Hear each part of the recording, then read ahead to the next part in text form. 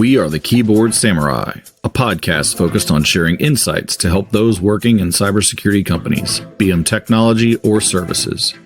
Each session, your host, Will Klusovsky, aka Will Klu, sits down with professionals in our industry to illuminate topics that will help your security biz, team, or self be better.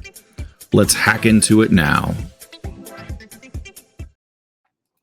Hey, everybody, welcome back. Another exciting episode. As always, please like and subscribe so you can get these regular updates as they come out. I'm Will, and today I'm excited to announce we are joined by Carolyn. Carolyn, why don't you give us the 30 seconds of who you are and why we care? Sure. Well, thanks for having me on the Keyboard Samurai podcast. I'm excited to be here and looking forward to this episode.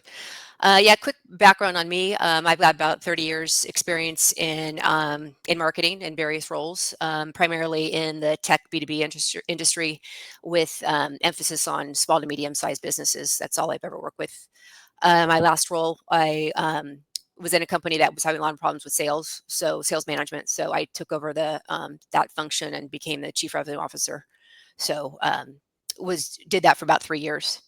And then a few years ago, as you well know, Gen AI kind of came onto the scene and, took one quick look at that and was hooked, really saw, especially from a marketing perspective, how effective that was and just increasing, productivity and efficiency.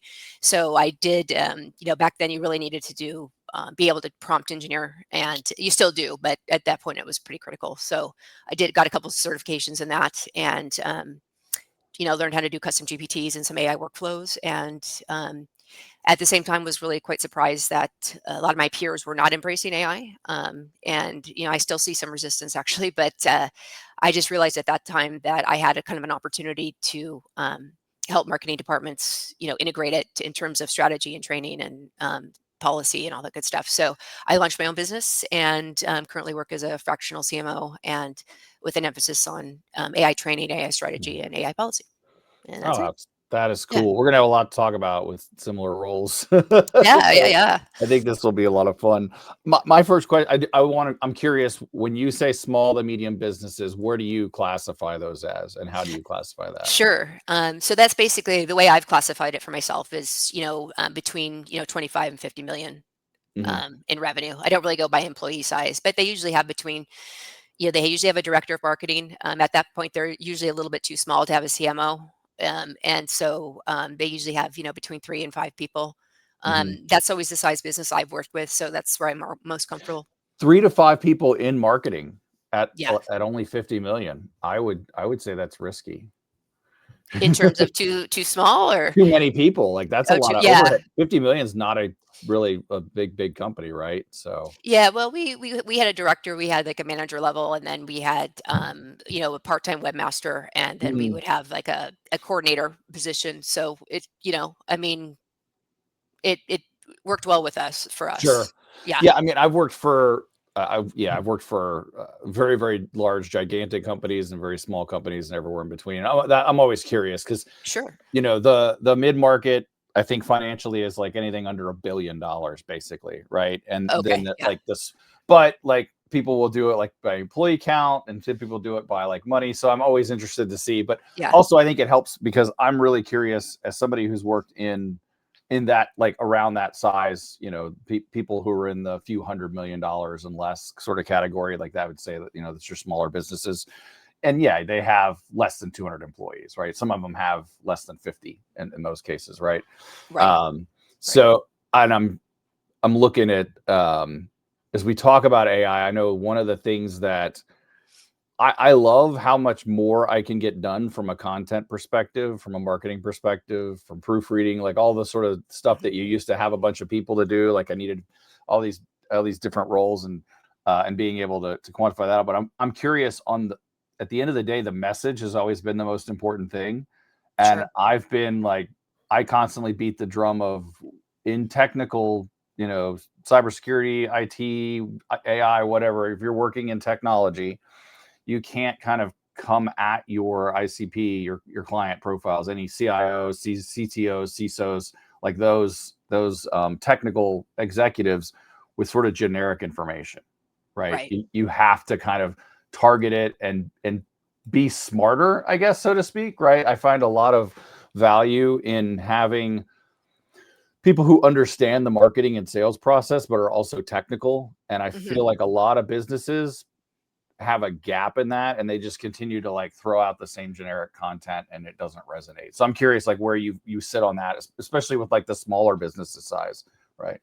Yeah, no, it's great. It's a great point, and it's a very interesting one because the last company I was with, we were an API company. We basically validated, addresses, emails, phone numbers, et cetera, at the point of entry. And so we were an API company, and it was technical, but it wasn't. I never found it to be that technical. But that was always our biggest problem is that I'd hire somebody and then they just couldn't get it. Which I mean, nothing against them, but they.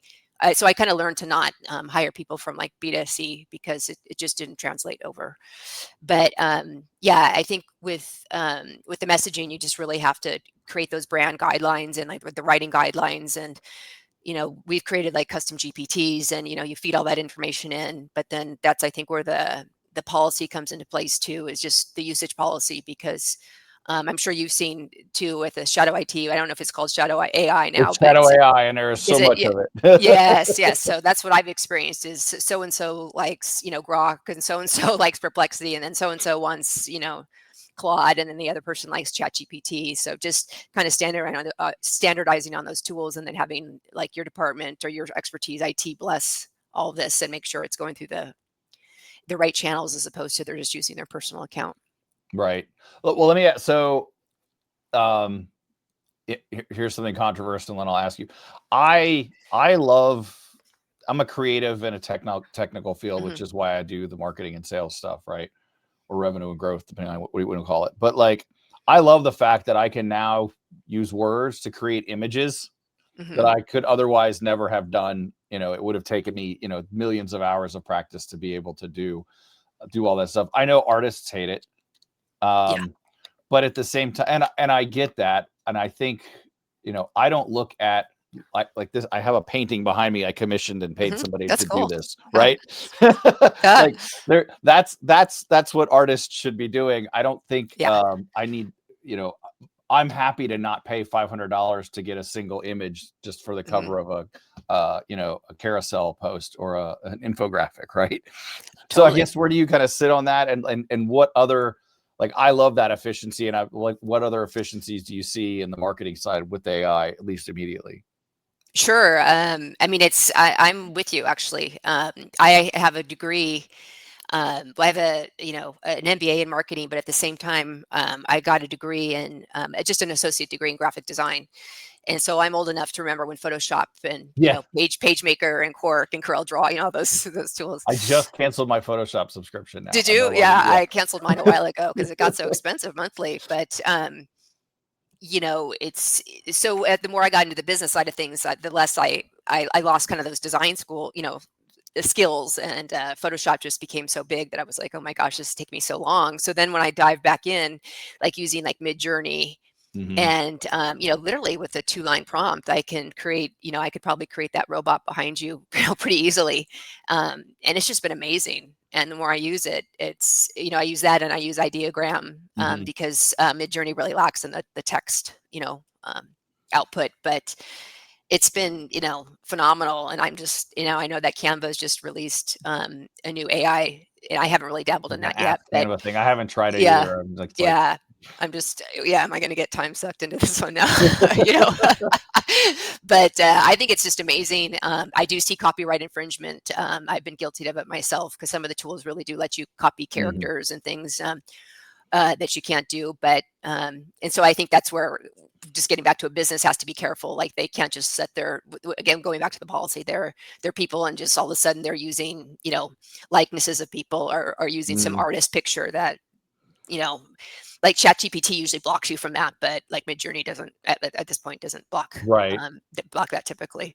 So and then just been using HeyGen for video, and I can really see how you could scale that as well, because you just do an avatar of yourself, or upload it, a minute video of yourself, and then you can upload pictures, and all of a sudden it's rendering videos that look like you're talking, and it's Wow. amazing. So you want to do, all the different mediums to hit your audience in social media channels. And I can just see, again, just the manual task just being reduced, but I still think, and I'd be interested in your perspective, I still do think that you really need that human review at the end, because some people think they can just set up these workflows, and it's like, no, I mean, I wouldn't say I have a lot of hallucinations, but I have it by basically not adhering to the prompt instructions. Oh yeah, It'll veer off that pretty quickly, for on a sure. fairly regular basis, but more than I would expect. Yeah, Midjourney is terrible at getting. I can't get it to get people to face the right direction, no matter what language I Yes. use. It's always like, or Yeah. I'll be like, no, I need the full view, and it's just the person's face. I'm like, I Right. don't Right. understand how to be more clear. Uh, And then sometimes it comes up with something like, "Oh my gosh, this is better than my prompt. I love it." yeah, I've definitely changed my That's a good design. I've day. been like, well, this is what you gave me. I can make this. Yeah, yeah, Looks really exactly. good. So, Exactly. so besides the artistic stuff, what other AI kind of things are you seeing beneficially from the marketing space? I think the content creation is really where I've seen the most, the immediate impact initially, and then it's just gotten better and better. So again, going back to the custom GPT, and then, putting the brand voice in there, and then, including different examples, of, uploading the files of these posts have been successful, and don't use these words, use these words. Again, that's where the human review, because Mhm. it doesn't seem to be able to hear to some of that stuff. But the blog creation, the social media posts, press releases. Sometimes it doesn't get 100% there, but if you can get me 80% there, it's that. For sure. And then I don't know about you, but I really like to, when I'm doing writing personally, I like to use like the interview process with AI, and because sometimes it's like the task seems so daunting. Mhm. Like I don't know where to start, and then it just starts asking me questions, and then within 15 minutes I'm done, and I'm like, oh my gosh, I got this done, but it asked me all the right questions that my brain just kind of couldn't get there to begin with. So I think it helps me actually be more creative in writing, as Yeah, opposed to less. I would definitely agree with that. Like, yeah, like I tell, we do like a local meetup here once a month on AI, and we were talking about it, and I was like, I use it every day, all the time, because like, if I need to make a presentation, could I stare at the blank page for an hour and get there? Sure, but I can Yeah. just be like, hey, I'm making a presentation about this topic. I've got custom, same way. I have custom GPTs for like my voice, my company's voice, our brand, whatever, Hmm. different branding. And I can just be like, I need, it's only going to be 30 minutes. These are the topics I want to hit, and pow. And it's not, all it did was save me, a few hours of staring at the screen, trying to figure that out for myself. And now I can actually be creative and think about, okay, this is the topic. How do I get into that? How do I want to, or, okay, I need to be able to explain this to a bunch of people who don't understand what I'm talking about. Yeah. What are some metaphors that really work for this? Because I live in metaphors. I have to in my job. So Sure. Yeah, no, I totally I hear you on that one. And then the other thing I've seen just to be really effective is just, some basic workflows, where, I worked with one company where they were having a lot of, customer emails come in because their website wasn't really answering the questions. And so people, like, let's just say they wanted to cancel an account, or they didn't understand, why am I being charged this, or I can't find my password. And they had all this information in FAQs, but they weren't pointing mhm. anybody to the FAQs. So all these emails were coming in, and it was a very manual process. And so we, kind of created like a drop down menu so the subject line would be consistent. And then, based on that subject line, would route the response, and try to do that automatic response too. And then, of course, if they couldn't, they could, take the next step to actually talk to a person. But it really reduced the time, instead of having, 150 emails in the morning, they Mhm. they only had to deal with like 25.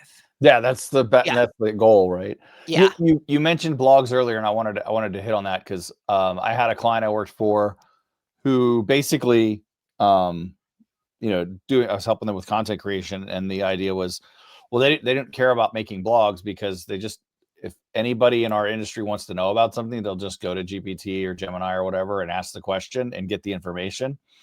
Right. And I was like, okay, I can't really argue with you there. Like, other than now the blog it has to be a specific story that you have to tell, or it has to be like actual thought leadership. Like, where do we, Hmm. we see these things? How do I, so I'm curious as to where you sit on that across topics too. Like, is blogging kind of dead?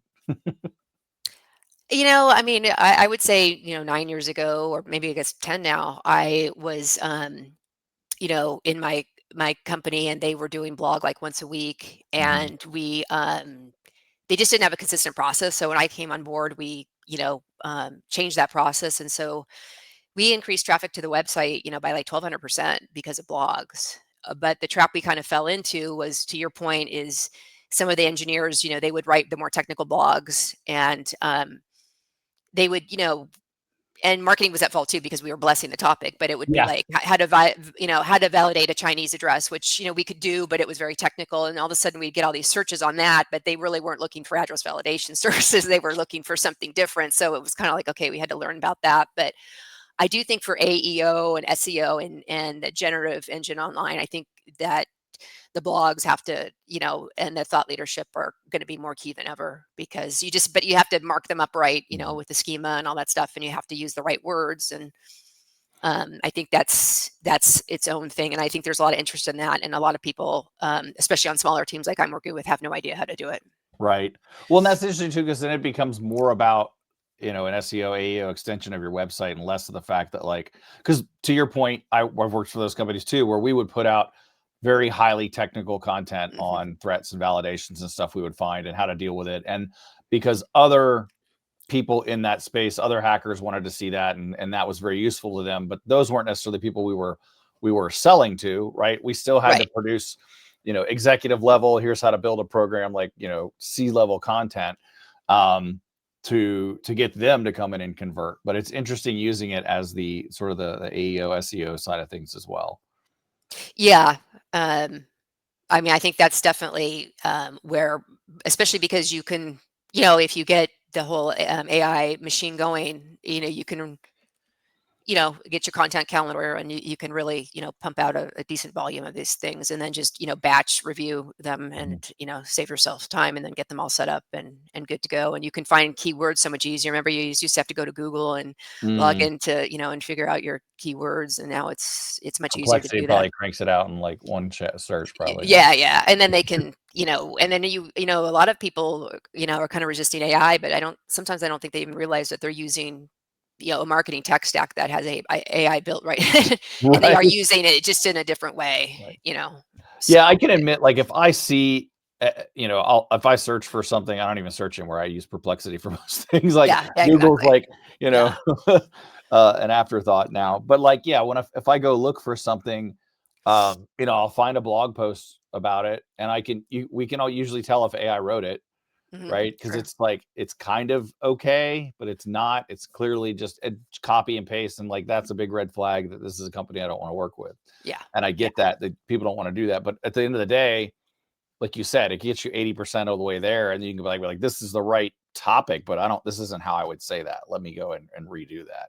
So Yeah, yeah, exactly. I mean, as you and I both know too, um, we can probably pick it up faster than other, but, the M dash, of course, is the big which tell. is And then such BS. And But then there's just certain words too, like the word clarity and the word noise, and X can do this faster and better than, and it's just like I just see the same phrases over and over, and it's like, oh, I well, know and where that's that like came that's from. the thing though. Is it because we both make content, and there's a hooks matter, and there's only so many words and phrases that you can say, and this is funny to me because um as I got more and more into, like, obviously I was technical first, and then people just learned that I could translate and be an Yeah, interpreter. And that's kind of how I got into the marketing side. But I always hated the marketing stuff that was all founded in like just data, which sounds counterintuitive, but like they'd be like, well, this word or this phrase is getting all the traffic and everybody's looking at it, and this is what everybody's paying attention to. And I'm like, yeah, but like if I put myself in the buyers, my potential clients, I'm not reading that. Like that's yeah, not what yeah, I like. I get it. You're getting traffic and you're like, do more of that. But like that to me doesn't, taking in just the statistics and not taking in any of the context is like really irritated me. I could, yeah, or like a trend like vibe coding or something. yeah, Yeah, it's like that was so trendy for a while, but it's like, yeah, your average customer that's not even on the radar, you right. know? Yeah, And just putting things in the like again, like, okay, well, this is getting lots and lots of traction. Well, that's great, but like, is it the right people? You know, what kind of traction is it getting? Looking at all that data. It's funny because security is the same way. Like we get all kinds of vulnerabilities without context. It doesn't matter. So, you know, it's just your guess. It's just raw data, and you need that context to loop it all the way back to why you need people still, right? Yeah, absolutely. Yeah. Well, one issue too that I'd be interested in your perspective that has come up is, you know, I always tell anybody I'm working with to make sure that whether it's ChatGPT or, you know, whatever tool they want to use, to make sure that they check out how those people store data, you know, because people are sometimes putting in, you know, PII, you know, data or things that they shouldn't miss, or maybe it's, you know, confidential company data that they don't want shared. But if they don't check the right setting, then of course, you know, the LLM that they're using can, you know, use that for its own training purposes. So is that what you recommend to people, that they Yeah, always? I basically you don't put any sensitive data, even what you think might be sensitive data, no PII, none into a public It doesn't matter if you're paying for it or not. It doesn't Yeah. matter if you're messing with the settings at all. Okay. That's interesting. So, because there are things that are said and there's things that we know, and we know a lot less than what's being said. At the end of the day, so like when we have clients who want to use AI for their own internal, you know, data and their own internal processes, we have another product that we will bring in that is self-hosted, right? It gives them access to all the different language models. And I'll always advise everybody, the first thing to do is to sit down with the business and say, do you actually want to use this? And then immediately drafting up policy and like putting the guardrails around how you're going to govern and control that, and then educating people about it before you go and turn it on. And then, yeah, absolutely. If you're going to be putting any PII, you know, sensitive data, anything at all like that, you need to have your own instance of it, you need to know that it's protected and that really what it comes down to is that information you put in won't be used to train their models, right? Because a lot of you can have your own instance that will retain and curate that memory and things like that, but still not use it for the language model, or, you know, for the learning model. So that's the trick. Right. Okay. So. That's good to know. I put a little more faith in that setting, but you're telling me not to. So. Lesson learned. Yeah. It's you know, at the end of the day, everything comes down to risk, and it's like, well, what data are you putting in there? And if you know, what's your appetite for it? Basically assume, hey, if the information I'm putting in here were to get out, would I care? Yeah. Right. Or would the people whose data it is care? Yeah. Or would my Right. vendors care? Or, you know, that kind of Would stuff. my boss care? Exactly. Yes. So no financial data, no P&Ls, Yeah. you know, contract language, maybe, you know, like I drop, when people send me NDAs, I drop them in there. Right. That's the kind of thing, because that's a public thing, but I'm not going to put in, you know, 3 pages of T's and C's from a contract for sure, from you know, a specific partner or vendor. So well, Carolyn, this is awesome. I could keep talking to you forever, but I won't. Yes, I know. Darn it. If everybody wants to find you on the interwebs, where can they find me? Sure. I do a lot of stuff through LinkedIn. So in my LinkedIn profile, I could probably drop the link below, but it's just, you know, LinkedIn/Carolyn Healey, my name. And then my website is servicemarketing.com. So those are the 2 best ways. Outstanding. Carolyn, thank you so much. It's been a blast. Thank you. Appreciate it, Will. Thanks. Thanks for enjoying Keyboard Samurai Podcast. If you'd like to engage, find Will on LinkedIn at /Will Klu or visit at willklu.me. That's WILKLU.me for more info. Disconnecting now. Synac you later.